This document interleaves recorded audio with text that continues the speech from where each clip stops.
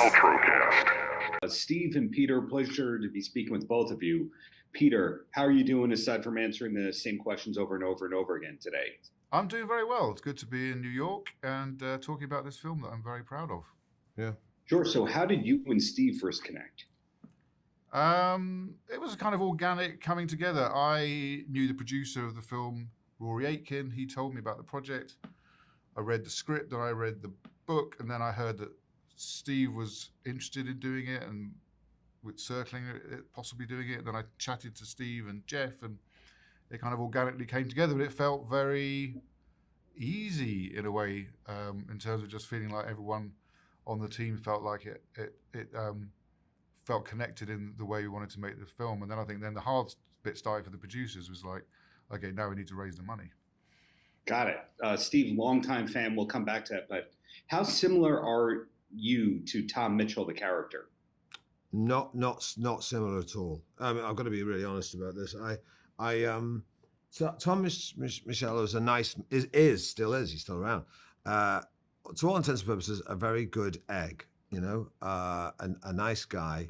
Mm-hmm. And in some ways, that's what we wanted to change because, you know, he doesn't really need rescuing. He was decent. And the only thing that's rescued in his story really is the penguin. And the penguin does enlighten the children he teaches. And it's quite heartwarming, but I think we wanted a bit more grit in the oyster.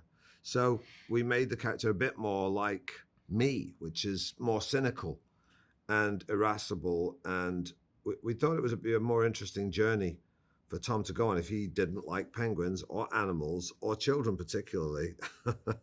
So yeah, I think it's just, you know, sometimes the tone of finding the tone was the kind of key challenge for me. And with Steve's involvement, it just felt like, oh, do you think of a meal? It's like, okay, I've got my ice cream. I don't need sugar on top of that. Well, you know, you want something, Sure. You want a good meal with sweet and sour mixed up and good balance.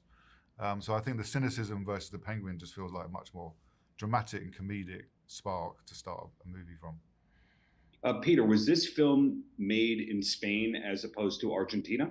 It was, other than key vistas and wide shots, which were shot in Argentina, and the archive at the beginning, obviously, which was a really, actually not a decision taken lightly. At one point, I was like, I should just say, no, I'm not doing the movie if I can't do it in Argentina. Because we were talking to an Argentine production company. Right. We were on the way. I went over there to look at locations, to do a massive history research trip. And it was just financially, there was it was partly financing that Spain offers really amazing tax breaks. And the exchange rate was really unfavorable. And also the penguin schedule, believe it or not, was part of it as well, because penguins have a short window, tougher than some A-list movie stars, between their molting season and their mating season. And you have this little gap, which lined up for us in Europe and not in Argentina. So then it was really about making sure that we had Argentine members in the art department, that we were going to have the money to fly over Argentine actors, and that I was reassured by the Spanish casting that there's a lot of Argentine actors working in Spain. And so in the end, and I kind of thought, well, actually 80% of the movie is in his apartment and in the school, which could be anywhere. And if we can get big vistas in Buenos Aires, we just create one street. And I just made sure there were no scenes set right in the middle of the downtown city part of Argentina, because that we really couldn't repeat in Spain. It would have been very tough to do it on our budget in Argentina with all the modern cars and illuminated ads and all that stuff. So in fact, Gran Canaria, where we ended up doing some of the streets, was pretty good because it was really ungentrified. It was built in the 70s and had been kind of left like that. So that helped us in some ways. Steve, not the first time you filmed in Spain. Of course, the trip in Spain, you had some excellent Spanish-speaking work that you did in that production. But had you filmed in Spain otherwise besides the penguin lessons and the trip in Spain? No. But I loved it. And, I've got, it's like 18 months ago, more than that now. So, it's about 18 months ago. Yeah. Wow. Getting on for. I would go back there in a heartbeat. It was a great experience all around. The people, the crew, culturally. I mean, both times, even the trip to Spain that I did before this, that was also, just a wonderful experience.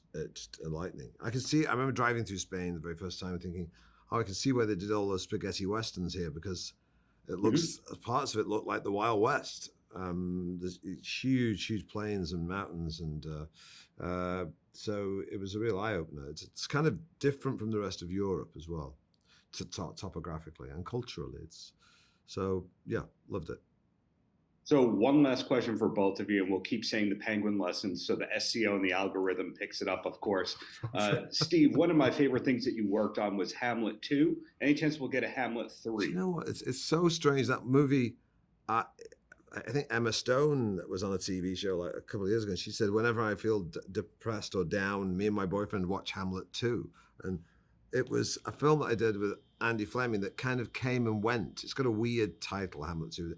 And it's, but I get that all the time in New York. Either waiters and people in stores say, "Oh my God, I love Hamlet 2." It's had this kind of slow burn, and it's become like a cult movie. The only other cult movie I did a movie called 24 Hour Party People, and that had a bit of a cult following.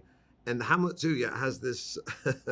I've not seen it for years, but I loved making it with Catherine Keener and David Arquette, who were great to work with, and Elizabeth Shue is in it also. It's a strange, odd, misshapen movie that I've got a lot of affection for. Yeah.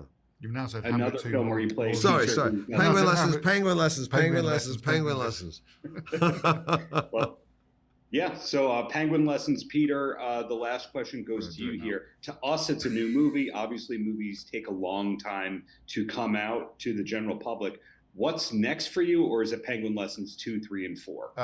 After the Penguin Lessons, I'm not sure what film I'm going to make next. I've got a few really interesting stories to tell, but they're in early stage. So at the moment, I'm just Elephant Lessons, enjoying the release of the Penguin Lessons in cinemas in the USA from the 28th of March. Sorry, I said Elephant Lessons. I meant Penguin Lessons. The trip in Penguin Lessons, Hamlet 3, whatever it is. The full Penguin. Congratulations to you both on the Penguin Lessons. Looking forward to those future projects, and keep up the great work. Thank you. Paltrocast.